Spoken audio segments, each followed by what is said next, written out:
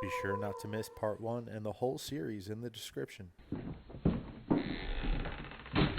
The house I was living in 6th grade would culminate as one of the strangest years of my life. The creepy cats in the house, that of which I did like. I enjoy animals, creepy or not. I came to find out and realize seemed to be protecting me, often appearing at entrances of places I believe they didn't want me to go, such as the top of the basement or the top of the stairs leading to the attic. After the first incident, I noticed every time I walked past the cats, more like a, hey, get out of my way, I'm going there anyway. Often when I left the room that I just entered, I would then be left with a very terrified feeling, wanting to run out of the room, almost as if I'm being watched. And not only that, when I would come up from the basement, almost every single time, there would be a large, giant thud right behind me as I got to the top step. I was only 11, so, needless to say, I avoided the basement. My mom is well aware of certain things and spiritualities, so she wasn't weirded out, but I was a tough kid, so she definitely took notice when I would not enter the basement or the attic. I believe she was just hoping that there were certain things I wouldn't notice at such a young age.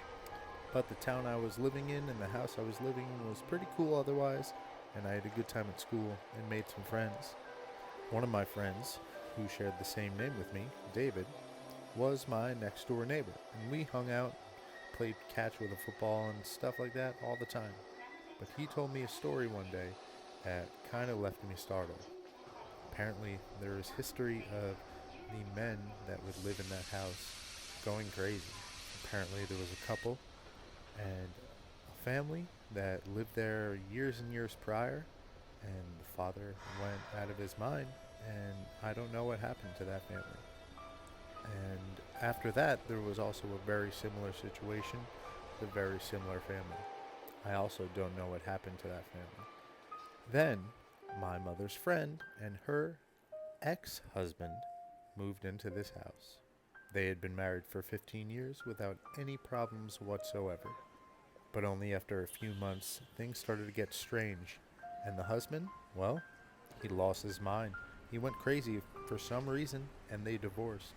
Now here's where my mom and myself come in. They were friends for about 30 years, so my mom didn't think anything of it when her friend asked us both to move in.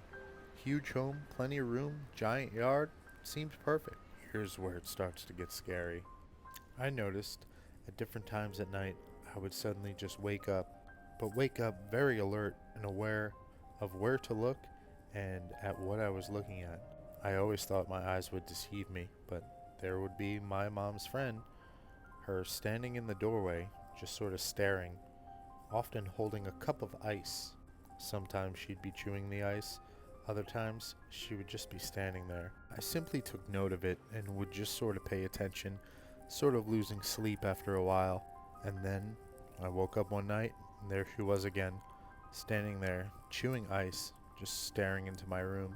There was something in my subconscious that knew what I was looking at, that knew there was something wrong with my mom's friend. And whatever was wrong, it knew that I knew. And it did not like me. This, on a separate note, set the precedence for me to be a future light worker, because that's what I was doing. I was light working. The first thing that weakens a demon more than anything is when you know it's a demon.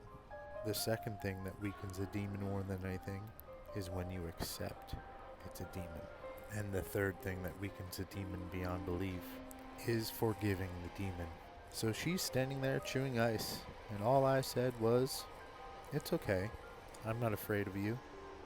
And you should be afraid of me. Now go away, please."